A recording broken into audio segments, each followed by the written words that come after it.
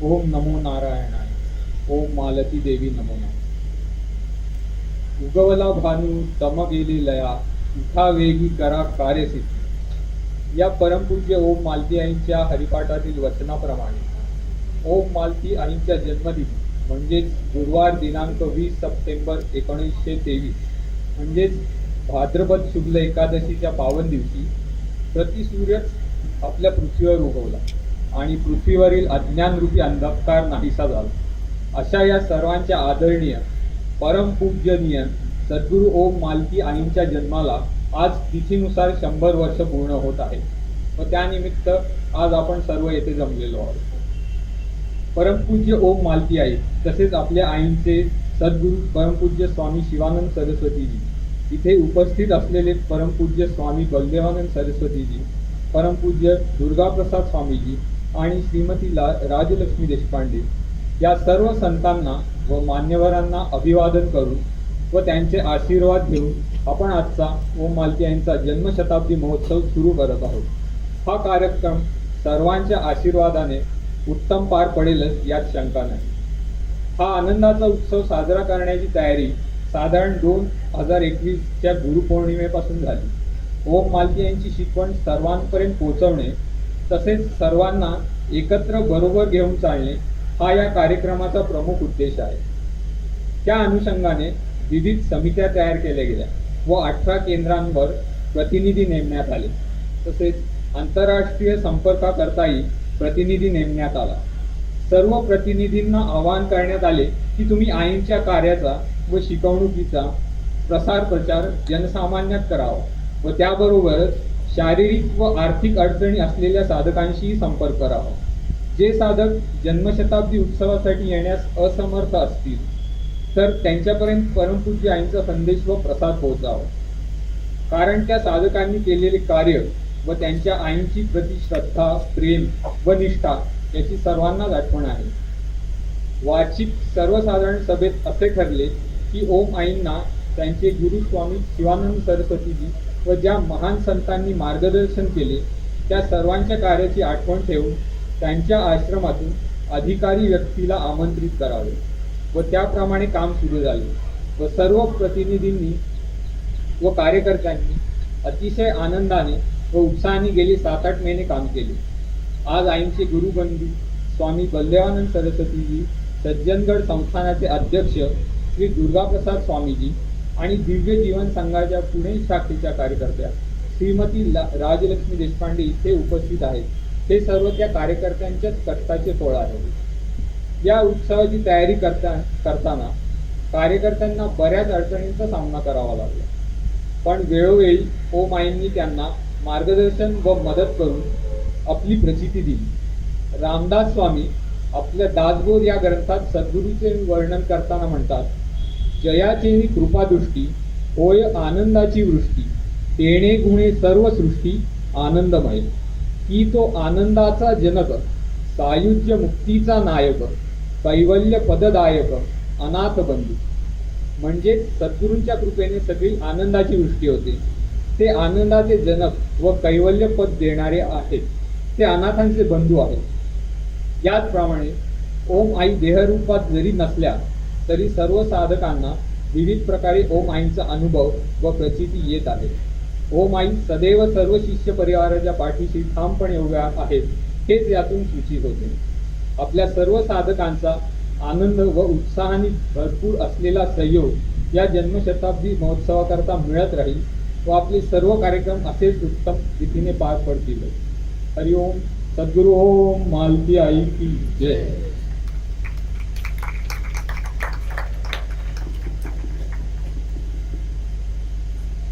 धन्यवाद निनाद. तू साधारणतः कल्पना दिली की त्या शताब्दी महोत्सवासाठी किती तयारी करण्यात आलेली आहे आणि कार्यकर्त्यांनी खरंच किती कष्ट घेत आहेत आणि तपोवनाने विविध उपक्रमांचं देखील आयोजन केलेलं आहे. विशेषतः जी लोक जी आज शरीराने थकलेली आहेत, ज्यांना इच्छा असून ते येऊ शकत नाही, अशांच्यापर्यंत तपोवन जात आहे. खरोखर आनंदाची गोष्ट आहे आणि त्याच्यासाठी मला वाटतं अध्यक्ष शोभाताई लिमये यांच्यासाठी आपण टाळ्या वाजवल्या पाहिजे. सामर्थ्य आहे चळवळीचे, जो जो करील तयाचे, तेथे सद्गुरूंचे अधिष्ठान पाहिजे. तर हे कार्य आपण सर्वच जण सेतू बांधारे सागरी या भावनेतून पुढे नेतच आहोत आणि आपल्याला बळ आपल्या गुरु व मालती देवी ह्या देतच आहेत. आज का ये जो उत्सव है, कोई भी उत्सव हो तो कोई भी महिला सबसे ज्यादा आनंदित कब होती है? जब उनके मायके का कोई आता है. जब मायके से कोई आता है तो महिला अधिक आनंदित होती है. वैसे ही शिवानंद आश्रम के स्वामी बलदेवानंद सरस्वती जी आज माता जी के जन्म शताब्दी के अवसर पर यहाँ उपस्थित है, तो माता जी को बहुत ज्यादा आनंद हो रहा है. स्वामी बलदेवानंद सरस्वती जी का परिचय हम सभी को है. वो ओम मालती तपोवन मीरज और पुणे से अच्छी तरह से जुड़े हुए हैं. वो खुद शिवानंद आश्रम से जुड़े हुए हैं. परम पूज्य स्वामी चिदानंद जी ने उनको मंत्र दीक्षा दी, संन्यास दीक्षा दी, और हमारे वो मालती माता जी के वो गुरु बंधु हैं और हम सभी के वो परिचित अधिकारी व्यक्तिमत्व है. मैं परम पूज्य स्वामी जी को विनती करता हूँ कि अपने कृपा वचनों से हम सभी को आशीर्वादित करिए. हरिओम.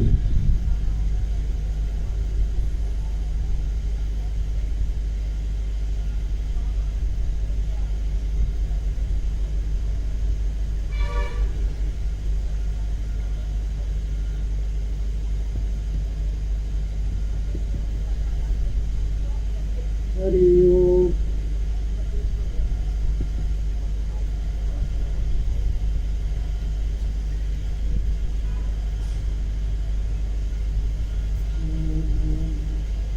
सद्गुरु भगवान की जय, मालती आई की जय. आज हम इसी मालती तपोवन में मालती आई का जन्म शताब्दी मतलब कि 100 साल का पूर्ण का महोत्सव मनाने के लिए हम सब दूर दूर से, कोई दिल्ली से, कोई बम्बई से, कोई इत्यादि दूर दूर से यहाँ सब एकत्रित हुए हैं. तो सद्गुरु आई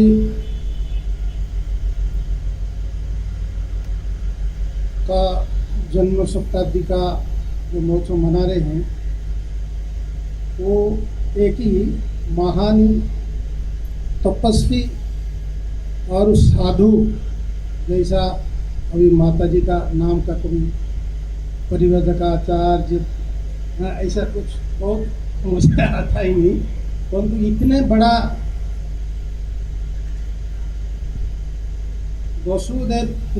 वसुदेव कुटुंबकम, वो अपनी परिवार के अंदर रहते हुए, अपनी परिवार को देखते हुए, जो गुरुदेव शिवानंद महाराज से जो दिव्य वाणी जो उपदेश लेके आए, उनकी पास जो भी आते थे वो भी अपनी संतान की तरह उनके पास आते थे, उनको उनका सत्कार करते थे. वो अपनी संतान जैसा ही उन लोगों को व्यवहार करते थे.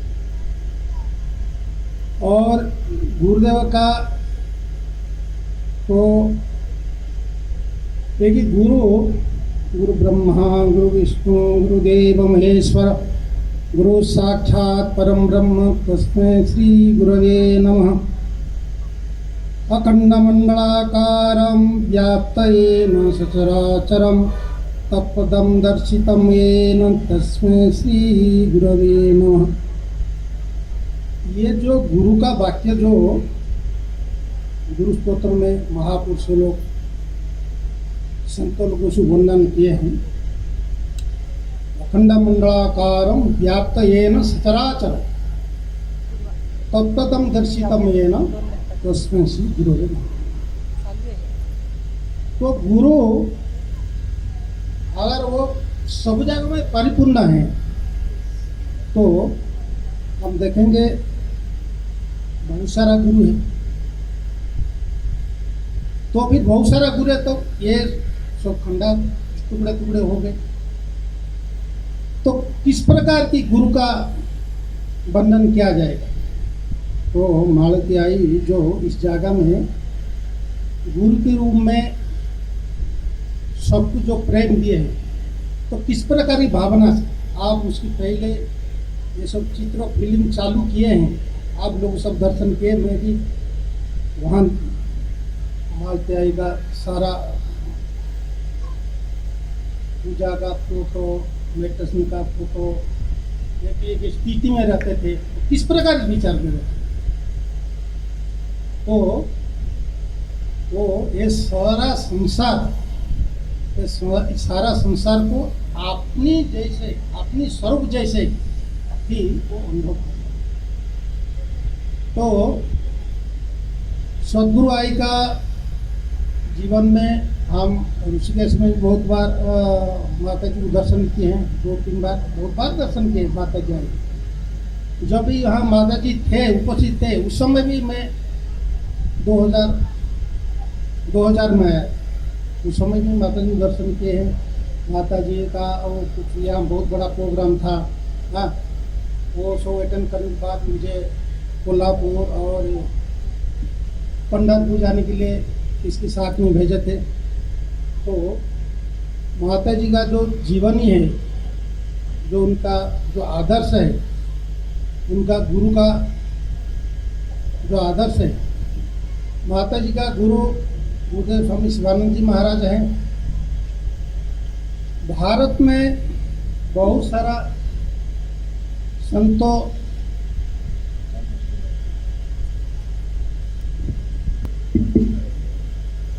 ओम हम लोग सब आई के पास आए हैं, तो आई का ग्रंथ शुरू की, पढ़ की, या उनकी महिमा मगा सुन की हम इधर आए, आकर के हम उसे गुरु माने। इस प्रकार संसार में बहुत सारा गुरु आए हैं ये भारतवर्ष में। तो गुरु का कुछ गुण देख की, उसकी किताब पढ़ की सब आकर्षित, परंतु गुरुदेव स्वामी शिवानंद महाराज एक ऐसा महापुरुष है भारत में, वो कोई गुरु के पास नहीं गया है। ऋषिकेश में जब उन्होंने पहली बार आए, त्रिवेणी घाट में रहे, केवल भिक्षा करते थे और गंगा किनारे बैठ के जप करते थे, ध्यान करते थे। तो इसी परिस्थिति में स्वयं काशी से विश्वनाथ सन्यासी का रूप लेकर के दिव्य विभूत बन के अपना साथ में अपना परिकर लोग लेकर आकर के गुरुदेव स्वामी शिवानंद को सन्यास दीक्षा दे करके उन्होंने अंतर्ध्यान हो गया। बाद में फिर गुरुदेव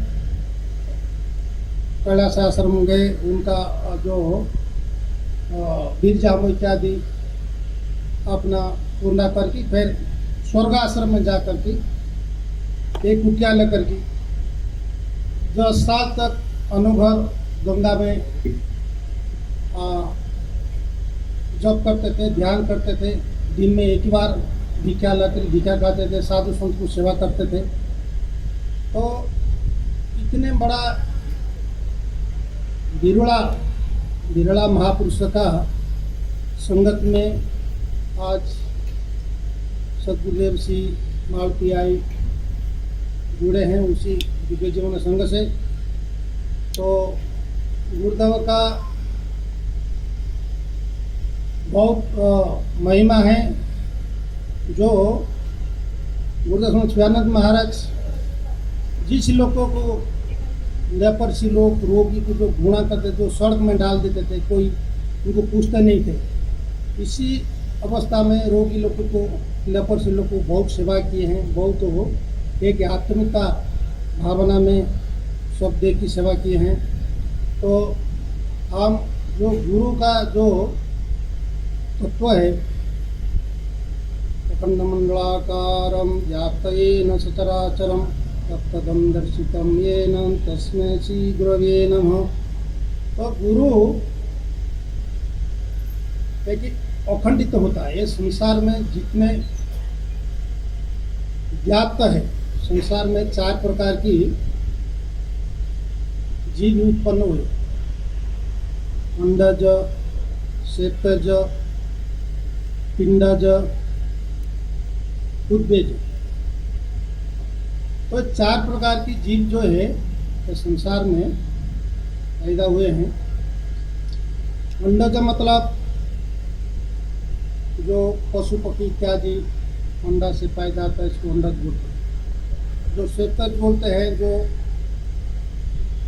पसीना से, जल से इत्यादि जो रहता है, इसको श्वेतज बोलते हैं। जो उद्भिज बोलते हैं, जो पृथ्वी में से हमारा सामने जो दिखाया जाता है, इसको उद्भिज बोलते हैं। जो पिंडज बोलते हैं, जो गर्भ से जन्म होता है, इसको पिंडज बोलते हैं।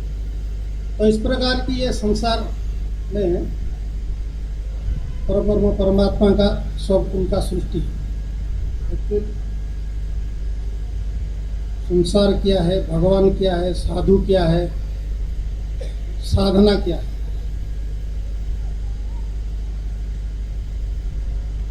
तो हम गुरु ब्रह्मा गुरु विष्णु गुरुदेवो महेश्वरः गुरु साक्षात् परम ब्रह्म तस्मै श्री गुरवे नमः। अरे यहाँ गुरु ब्रह्मा गुरु विष्णु गुरुदेव महेश्वर, ब्रह्मा को भी कैसे गुरु किए, विष्णु भी कैसा गुरु किए, देव का देव महादेव, इसको भी गुरु की संज्ञा दिए। तो जो निर्गुण ब्रह्म है वो संसार में शक्ति के रूप में सारा संसार में रहती है। एक तो व्यक्त है, एक ही अव्यक्त है। जो व्यक्त है ये सब संसार है, हम भी व्यक्त है। ये शरीर का संसार जो है, शरीर का अंदर जो अव्यक्त होगी जो काम कर रहा है, हाँ, उसको ब्रह्म बोलते हैं, भगवान बोलते हैं। व्यक्त शरीर जो संसार में दिखा देते हैं, एक अव्यक्त जो ये शरीर का अंदर जीव जंतु का अंदर रख जो काम करता है, इदम शरीर कौनते क्षेत्रज्ञ, ये शरीर इदम शरीर कौनते। तो 13वां अध्याय में भगवान बोलते हैं इदम शरीर कौनते। इसी शरीर का अंदर जो ये क्षेत्र है, ये क्षेत्र को जो जानने वाला ज्ञान है, इसका अंदर जो शक्ति जो संचालन करता है, हाँ, इसको अपना 5वां अध्याय में बताया द्वामेव पुरुषलोक अक्षर एव च। हाँ, अगर भगवान एक ही होता है तो हमारा शरीर ऐसा बढ़ता है घटता है क्यों? हम जैसे रहता है ऐसे ही रहते हैं। तो ये जो भगवान है, वो जो शक्ति है, तो शक्ति ही भगवान के रूप में आते हैं। गुरु ब्रह्मा गुरु विष्णु गुरुदेव महेश्वर गुरु साक्षात् परम ब्रह्म तस्मै श्री गुरवे नमः। तो वो ब्रह्म शक्ति ही विष्णु के रूप में आता है। तो निर्गुण ब्रह्म ही सगुण रूप में विष्णु के रूप में आता है। और जो ब्रह्मा है वो सृष्टि का प्रथम संतान है। जो देव का देव महादेव, जो ये देव देवता जितने हैं उनका से सबसे श्रेष्ठ है। हाँ, इसको भी उसका अंदर भी वही परमात्मा की शक्ति काम करता है। उनका भी डम्बर बोलता काम करता, उसका मेरा ऊपर भी और कोई है। तो इस प्रकार जो है, जो निर्गुण ब्रह्म ही सगुण रूप में आकर की राम कृष्ण लक्ष्मी सारंगधर सीतापति रघुवर राधे गोविंद विठल पांडुरंगा विठल पांडुरंगा विठल पांडुरंगा। लक्ष्मी सारंगधर, लक्ष्मी किसके पास रहता है? सारंग धनु किसके पास रहता है? सारंग धनु विष्णु के पास रहता है। विष्णु के पास है सारंग धनु रहता है। और विष्णु का हृदय से ही लक्ष्मी जो प्रकट हुई, लक्ष्मी सारंग धर सीतापति रघुवर, वही विष्णु निर्गुण सगुण रूप में आकर के राम के रूप में आता है। विष्णु जो विष्णु है वो लक्ष्मी सीता के रूप में आता है, और राम जो विष्णु है वो राम के रूप में। लक्ष्मी सारंग धर सीतापति रघुवर। तो भगवान ठहरे राम के रूप में आकर के परशुराम ला करके उसको सारंग धनु देते हैं। लक्ष्मी सारंग धर सीतापति रघुवर रात, वही राम और सीता फिर राधा कृष्ण मन के आता है। लक्ष्मी सारंग धर सीतापति रघुवर राधे गोविंद पांडुरंगा। ये तो वही राम कृष्ण फिर विठल रुक्मिणी के रूप में आकर के पूजित होता है। तो वो निर्गुण ब्रह्म ही सगुण रूप में संसार में सब व्याप्त है। अब गुरु कैसे होता है? वही भी गुरु भी वो निर्गुण ब्रह्म से सगुण रूप में गुरु के रूप में आकर के गुरु गोविंद दो खड़े ताके लागो पाय, बलिहारी गुरु मोये गोविंद दियो बताय। तब भगवान तत्व को गुरु ही बताते। तो हम जब इस साधना करते हैं, हम जब वो गुरु का मार्ग में चलता है, अंतिम में गुरु ही हमको वही परम ब्रह्म को दर्शन कराता है, उसमें लीन कराता है। तो वो निर्गुण ब्रह्म ही गुरु के रूप में आते हैं, और नानादि अवतार के रूप में भी आता है। राम कृष्ण विष्णु इत्यादि, विठल जगन्नाथ। वही कृष्ण अवतार के बाद फिर जगन्नाथ अपने शरीर छोड़ते हैं, फिर जगन्नाथ रूप में प्रकट होते हैं। तो भक्त और भगवान, गुरु और शिष्य, ये सब वो एक ही बराबर होता है। गुरु जो एक बार जो शिष्य का हाथ थाम लेता है, वो जब तक उसको तत्व को नहीं पहुंचाता है तब तक उसको वो छोड़ता नहीं। कई जन्म लगने पर भी इसको सुतत्व को पहुंचा देता है। अब भक्त भगवान का भी इस प्रकार जन्मांतर उनका जो लीला होता है।